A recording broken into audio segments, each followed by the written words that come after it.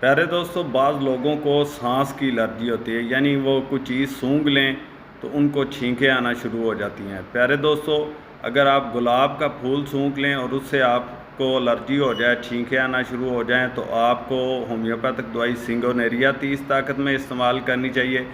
अगर घास से एलर्जी है तो सबाडीला 30 ताकत में। अगर आपको ख़ज़ां के मौसम में एलर्जी होती है यानी छींकें आती हैं तो आप एलियम सीपा 30 ताकत में इस्तेमाल करेंगे।